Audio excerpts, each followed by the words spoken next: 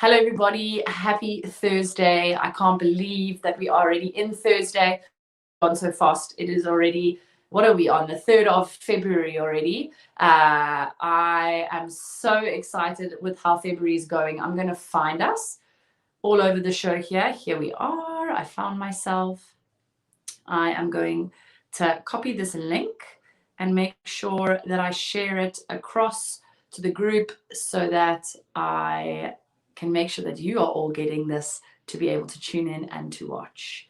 I am live, sharing that to our 5 a.m. club. And then I'm going to find us so that I can see us, so that I can get the comments, which is very exciting. Let me know when you're with me. Check in, say hi. I am really excited for this little chat today, to be honest. I think it's going to be extremely powerful. It's something that actually is something that I resonate with quite a lot with regards to the topic. And I'm just very blessed and privileged that we have the amazing Jen that's going to join us. Before she does, I want to just check in with everyone to see how the week is going. I want to say hi. I want to give the team enough time to link this so that no one misses anything that Jen has to say. Hello, Liz. Hello, Ames. Hello to the amazing Tennille. Louis is with us. Louis, aren't you on leave already? What are you doing? Are you missing us already? Hello, Charlene. Hello, Nancy. Hello, Carol. How are we doing, team? How has your February begun? I'm feeling super proud of myself. I set my goals, which we spoke about in our family meeting on Monday, where I've set my goals of no Coca-Cola at all in the month of February, making sure I'm logging my nutrition and my workout dots. I've gone on and I've added all my pictures for my post-workout selfies. I'm adding all my food pictures. I'm getting all my dots. I'm on track. I still have to do my workout today, which is a little bit scary because I'm always doing the 5 a.m. club workouts on the days in my time zone. So you guys did 5 a.m. workout this morning, and it is only my morning now, and I'm planning to do it after this. I'm very nervous because I know what's coming because I did it. I formatted the workout myself. So I'm a little bit scared of those 6 minutes of burpees at the end of that workout, but I'm determined. I'm on track with February. I want to make sure that I'm leading by example, and I want to check in with you guys on how you found this first week. Are you logging your dots? Are you going to stand a chance to win that grand prize? And are you on track with your goals? That's extremely important to me. Are you on track with your goals? Hello, Marlies. Hello, Carol. She's this class. Your classes this week have killed me.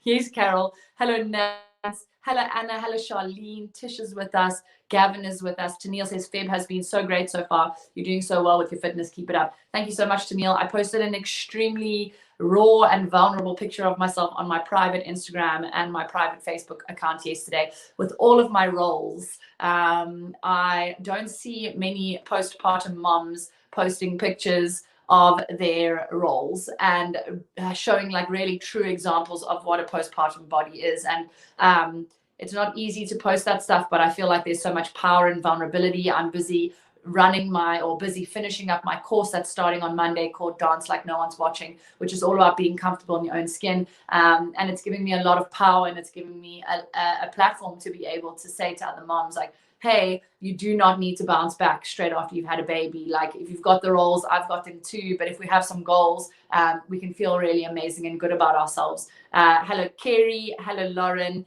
Bev says we all roll like that. Yes, yes, Bev. Hello, Lana. Hello, Brenda. Hello, Michelle, Lauren, Visal, Nance. Everyone is rolling in. I'm super, super excited and super proud that we have the amazing Jen Clements from the Thrive List. I don't want to speak too much about what she is or who she is and what she does, because I told her before when we were backstage, I said, Jen, I don't like to prep and like speak about what we're going to speak about before we go live, because I want it to be authentic. I want it to be real. And with her being the CEO and founder of the Thrive List, for me, there's no one better to share her story than her. And the entire theme for this talk today is called Mummy Wine Culture. And before Jen starts, I think it's really important for me to just share a little bit of since I've become a mom and and especially since COVID has hit, it's been quite a prevalent thing on all of my For You pages. I'm big in TikTok. I love scrolling through TikTok. I obviously love my Instagram, and I don't know what the AI formulas are doing, but they obviously know I'm now a mom, and so a lot of my videos that have been coming up since COVID have been moms trying to survive during COVID, and a lot of mommy wine culture of like, I need a drink to survive to get me through. And so I'm super excited about bringing Jen on. I'm going to bring her on. We're going to get to say hi, and we're going to chat about what it is that she does. And so here she comes. Hi, Seri. Hi, everyone. I'm so excited that you are joining us. This is your first time live on Jeff. Say hi to all the peeps. It is. Hi, everyone. So awesome to be me too via this platform. I'm super, super excited to share my story and, be here to answer any questions or anything around mummy wine culture. This is a topic very close to my heart. So Jen, talk to us just a little bit about your background. Like, who are you? And give us your story of how mummy wine culture essentially came to be. Sure. So I was a lawyer in my previous life, and I'm now a life coach and a certified grey area drinking coach, which is something that most people haven't heard about. I haven't. So what is grey area drinking? Yeah, so it basically means that I help women who are between the like rock bottom of alcoholic and the like every now and again take it or leave it kind of drinker. There's a big grey area in between those two extremes, and a lot of them are mums, sort of just trying to deal with the overwhelm of the transition into motherhood and, trying to work and manage the house and the kids and all that kind of stuff. And wine just becomes this little habit that starts to slip and sort of snowball over time. And then women wake up and they go, oh, I actually don't like how much I'm drinking. And they try and pull it back, but it can be quite tricky. And that's where someone like me comes in, just to give some guidance, some education, some accountability and support. Because often, we think that the only people that need help with their drinking are those at rock bottom. And they, those are the people that need to go to rehab or AA or whatever. And the people that I work with don't resonate with that. And neither did I when I was struggling with my drinking.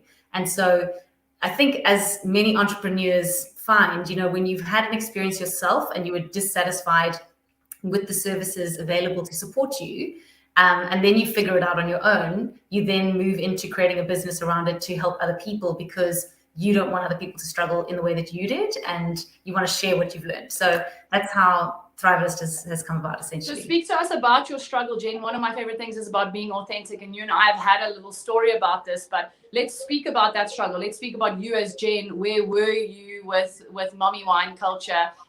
You mentioned to me you had actually gone to some AA meetings and it really didn't resonate with you. So let's speak about that. Let's speak about where were you? What were you like? What were you struggling with? And like, what was your journey? What did it look like?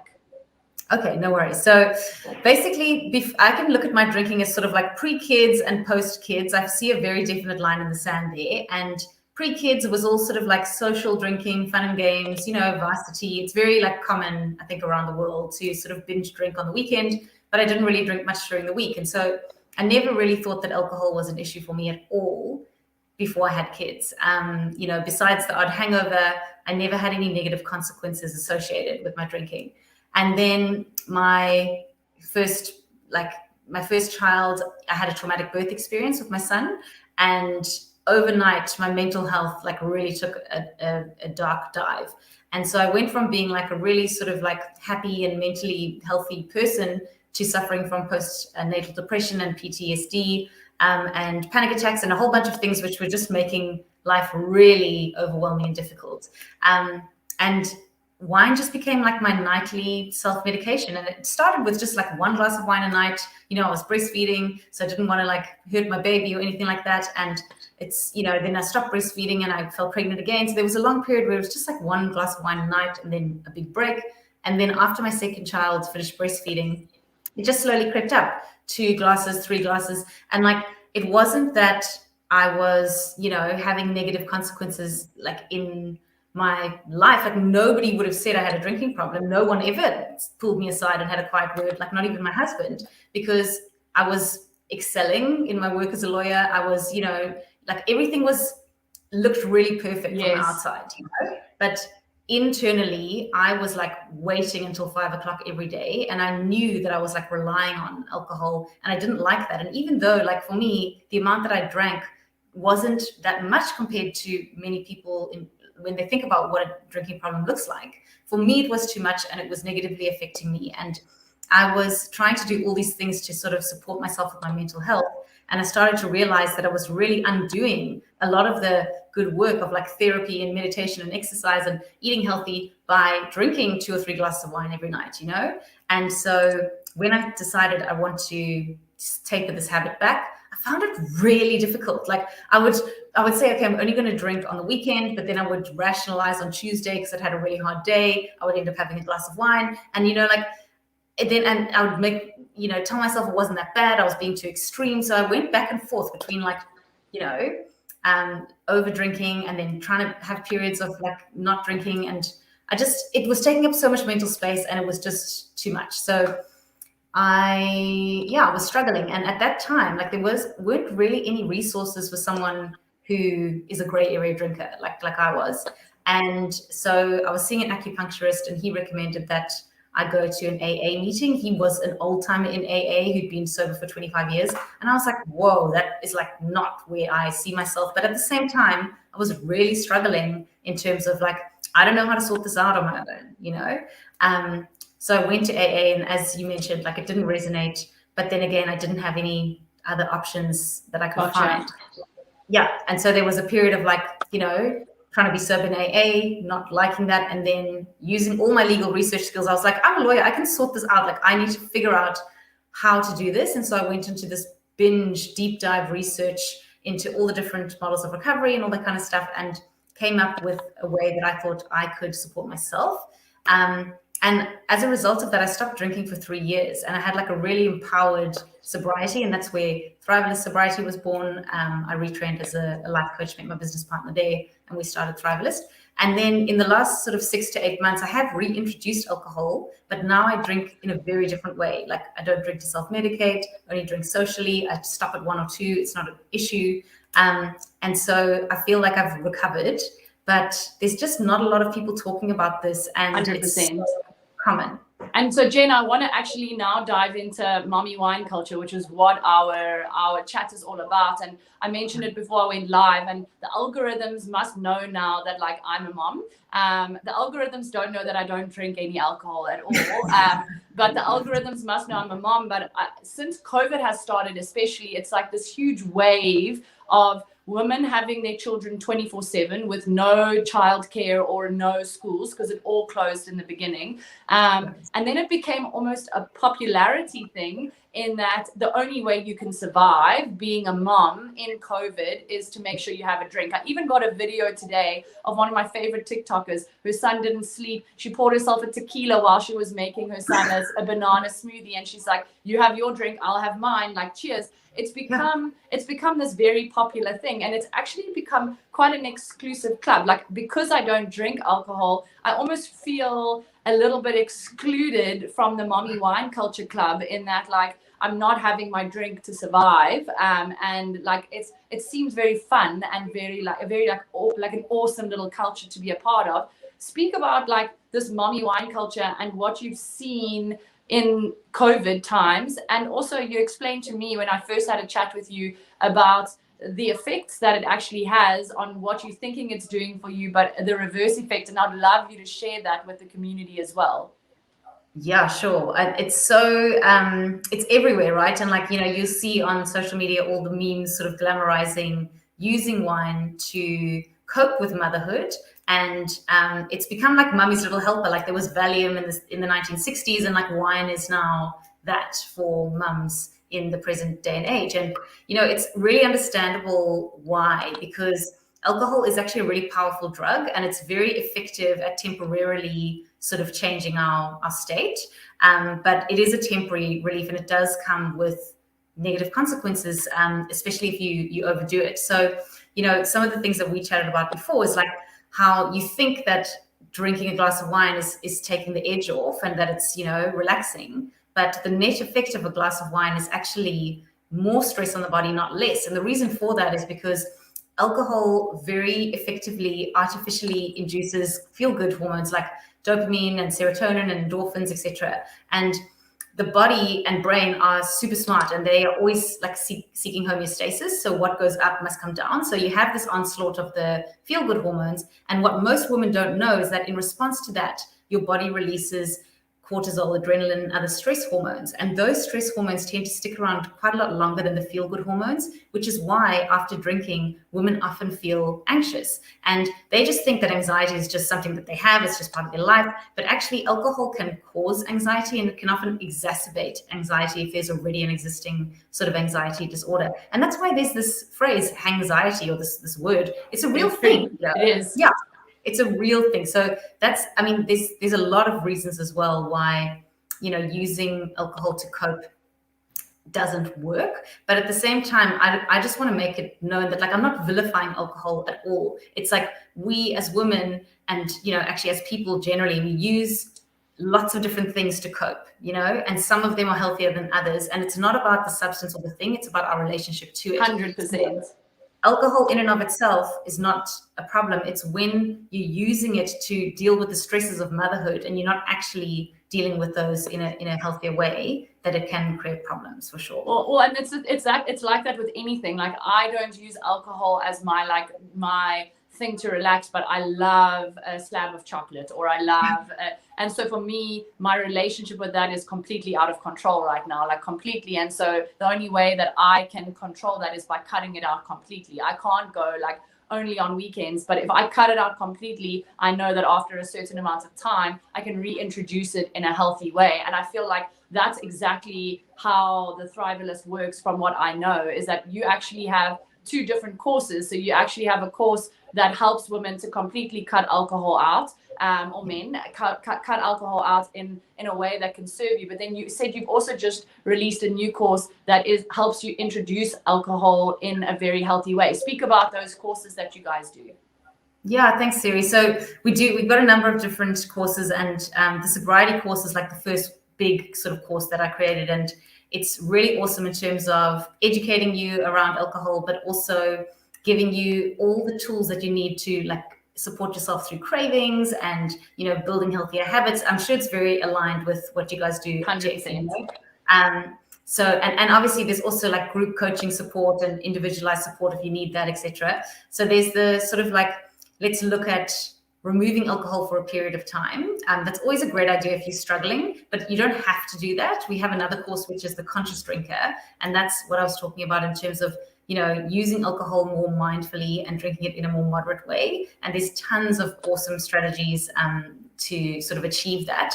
And it's, you know, it's one of those things where there's a different path for everybody. There's no one magic bullet that works for everyone. And so it's a very individualized path. You may want to take time off and then reintroduce. You may want to stop drinking completely, or you may want to go straight into cutting down. It's just like, it's completely up to your journey. Your journey all the way, like, so personal. And so yeah, and it's just that, like, a lot of women don't think that they would need support with this, but actually it's so much easier when you have a group of like-minded women who are trying to achieve similar goals together, like, you know, with Jeff. It's just exactly accountability is key. So how do your courses actually work, Jen? So do you get put into little accountability groups? Like, how does it actually, if someone were to be like, I want to do the conscious drinker, or I want to cut it out completely, like, how do your courses work?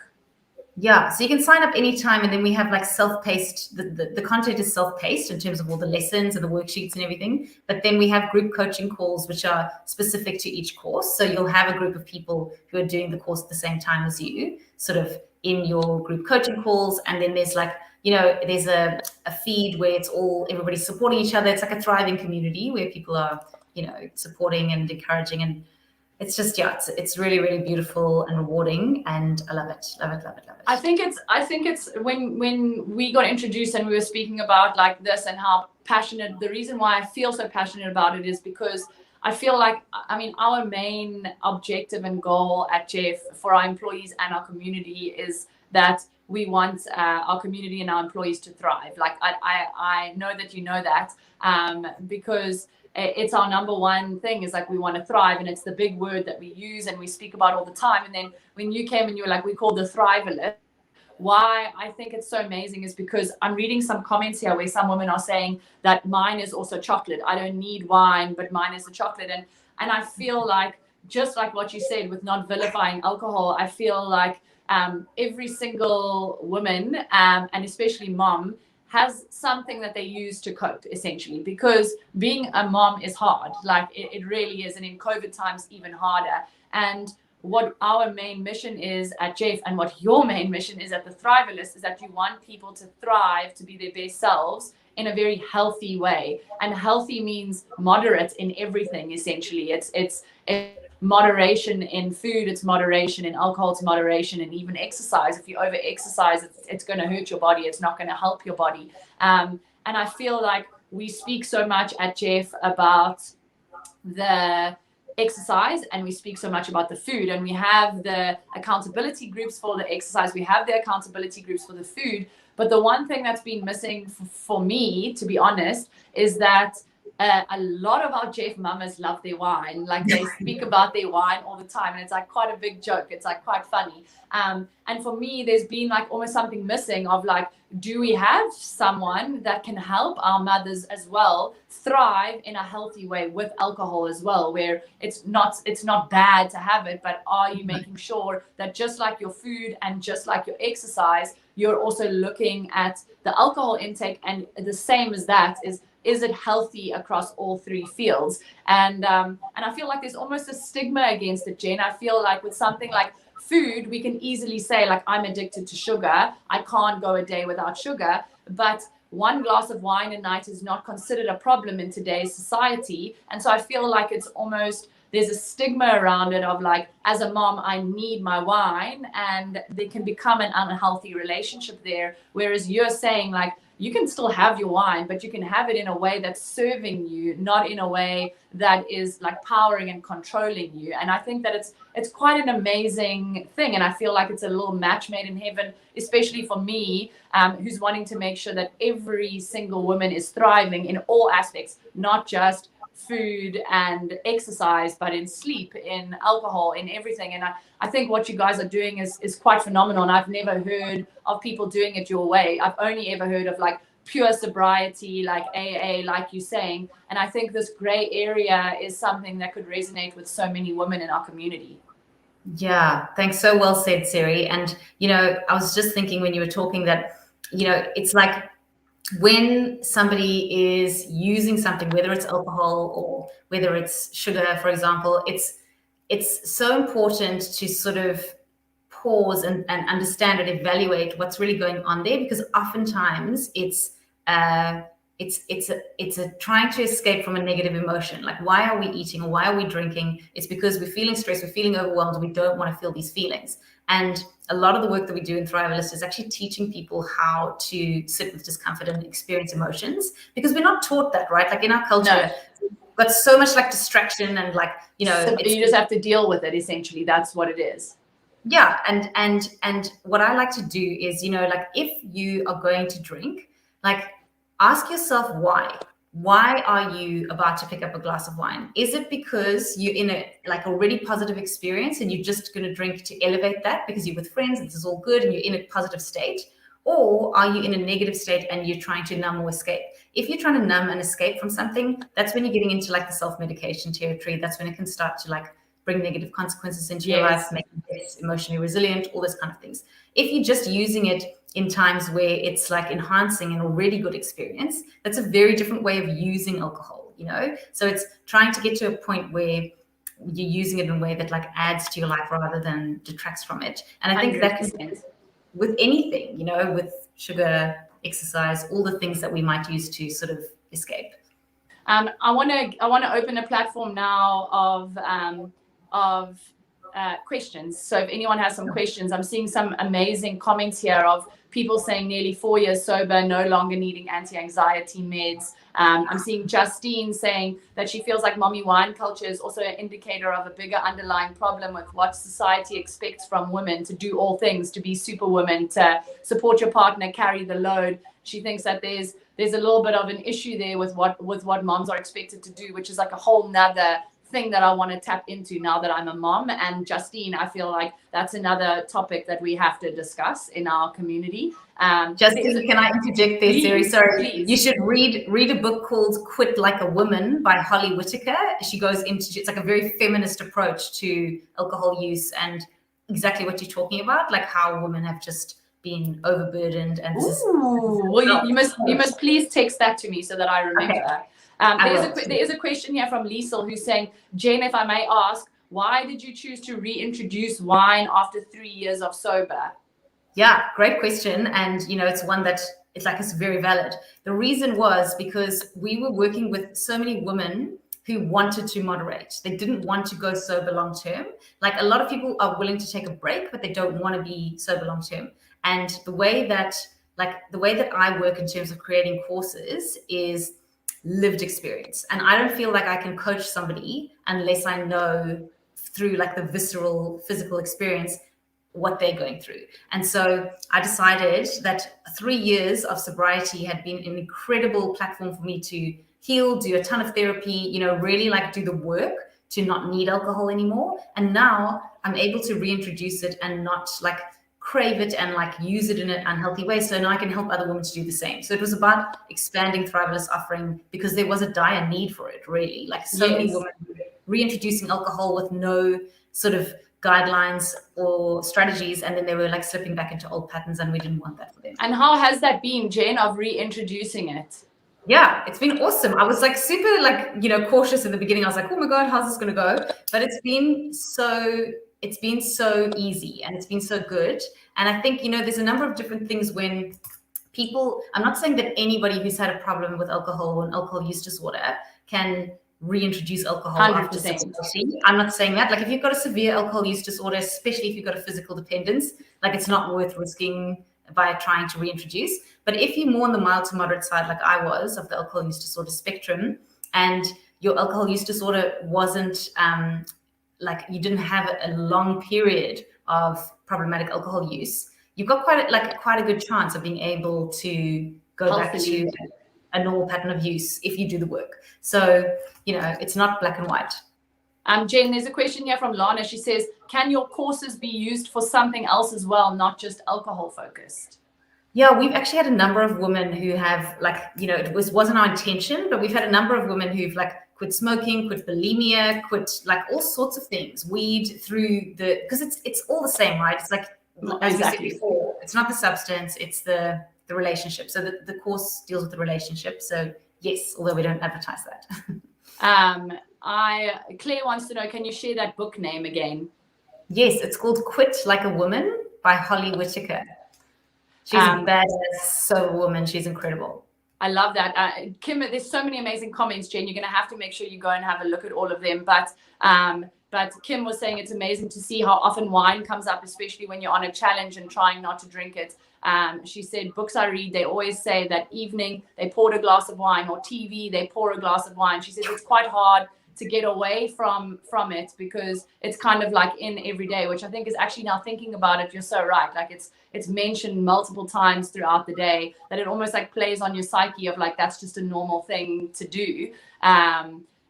Joe says, not many can moderate. I tried and failed. It's an all or nothing for me. And that's exactly right, Joe. I feel like moderation is not for everyone, to be honest. And like Jen said, that if you are in this gray area where you can healthily introduce it, or if that's even something that you want, at least there's now a course out there for you where you know how to do that in a healthy way. But it's definitely not for everyone. And can I just jump in there, Seri? Also, just say that, you know, for a lot of women who are coming from a place of problem drinking, moderation is often a brilliant stepping stone to abstinence. A lot of people find it very intimidating to just quit. And like they go back and forth and they really struggle. So to have a really good go at moderation through doing a course like the Conscious Drinker course, which gives you like a ton of strategies. And if you can't get it right after doing that, then it's much easier to accept that abstinence probably is the best, you know, the best option for you. 100%. I'm looking at this. Rose is saying this is such an amazing topic. I was in the gray area when I joined Jeff.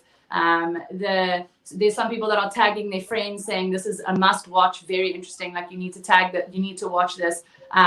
And so, like, this is not something that we've actually spoken about before. And I think that it's so powerful. Brenda's saying gin in the 1800s was called mother's ruin. And I feel like this is very pertinent today with wine. And I feel like it's so interesting. Like, it's something that's consistently popped up in my head. And actually, Jen, the week after you and I chatted, it was like quite amazing. I went out for dinner with my sister and one of our friends, and she was saying that she had cut out alcohol. We were out for dinner, and I said, do you want to get something? And she said, no, I've actually cut it out. And we started to speak about why.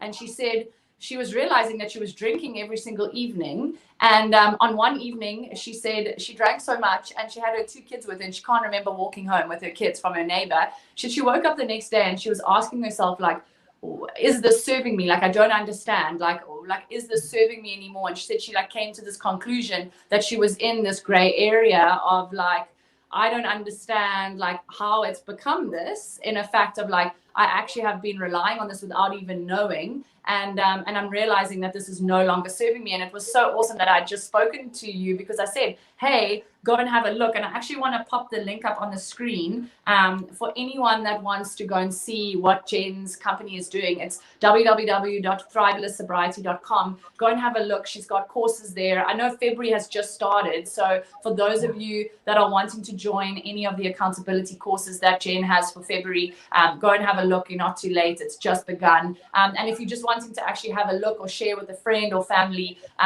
this is the link. I'm going to leave it up until we close just so that you have it. But Jen, it's been so amazing chatting with you. I know that if anyone has any questions, you can ask on the link, and I can shoot those through to Jen, or go and have a look at thrivelesssobriety.com. And if you want to reach out to her via there, you can. But if you have any friends or any family or any other mamas that you think would really, really love to hear about this, share this with your friends or tag them so that they can have a listen. I think it's really important to understand that all of us struggle with something, and that for me, I don't come on here and I say sugar is terrible, you should never touch it again, because for me that's like completely irrelevant. But I can come on here and say that sugar can become a drug, it can become an addiction, and if not monitored well, you can land up in a place where you're relying on it, and it can have really negative effects on your life. Just like what Jane is saying, and this chat is that if you are a drinker of wine, we're not saying shame on you, like you shouldn't be doing that. We're saying, like, if you're finding that it's no longer serving you, or you would love it to serve you in a greater way where it's not a coping mechanism, that there now actually are tools for you where I don't think there have been before. And so Jen, I'm so grateful to you. Thank you so much for coming and chatting to us. You're just so amazing, and what you're doing is so phenomenal. And I love that it's your own story as well, and that it's something that you're walking, and that you're able to really relate and resonate with women in such a vulnerable and authentic way. So thank you so much for coming to chat with us. Absolute pleasure. Thank you so much for having me, Seri. And yeah, sending love to everybody watching. Lots of love. Bye, Jen. Thank you. Oh my gosh, I love that chat so much. Something that actually I find very close to my heart, because I resonate a lot with what Jen is saying, but not through alcohol, but through other sources. And I feel like moderation in everything is just so unbelievably important. And I've never heard of anyone doing what Jen is doing with the Thriveless Sobriety. And so if you have any other questions, or if you want to shoot any questions through, or you want to go and have a look at what Jen's doing, I've left the link up here for you to follow. If you have any friends or mamas that you think would love to listen to this, tag them in the comments. You can share this. I am super excited that I am leading you through this month of February, and that we are nearly through the first week of Feb. I want to show you what I've done on my dots. I wish I'd actually taken a screenshot and added it here. I'm feeling so proud because I work for Jeff. I've never really used the web app in the way that it's supposed to be used for the consumer. It's my job, and so I've never actually logged my workouts, or I've just done my workouts. I've never actually logged them or logged my pictures. And I'm feeling so proud of myself, because this is how my week is looking so far. All my workout pictures are there. I've logged my three breakfast, lunch, and supper dots. I've added all my pictures in. I've already logged my breakfast today. After my workout, now I'm going to do my sweaty selfie, holding myself accountable. But it's so awesome to go and look at my day. Like, if I look at my day yesterday, I just see all these dots there and it makes me so excited. And so if you haven't yet logged your dots, reminding you, you need 5 out of 7 exercise, 5 out of 7 nutrition. You need to add your pictures to that to allow you to earn your rewards points every single week, as well as to make sure you go into the prizes for the grand prize, which is the McCunny Game Reserve, and a bunch of other cool prizes like Vida and Adidas and all of that. And so, yeah, I'm very, very, very proud of you guys. Daily question. Today's daily question has been to rest and reflect. It's all about resting and reflecting on a Thursday. Tomorrow's question is going to be coming up. It's a really good one. And we're going to end the week strong. And then we are going to hit week number 2 next week. So I'm sending you guys so much love from my family to your family. I will see you back on my screen on, I think, Monday, but I'll probably come live and chat to you before then. But sending you guys so much love. What a great chat. Hope you guys have a good evening. Toodaloo.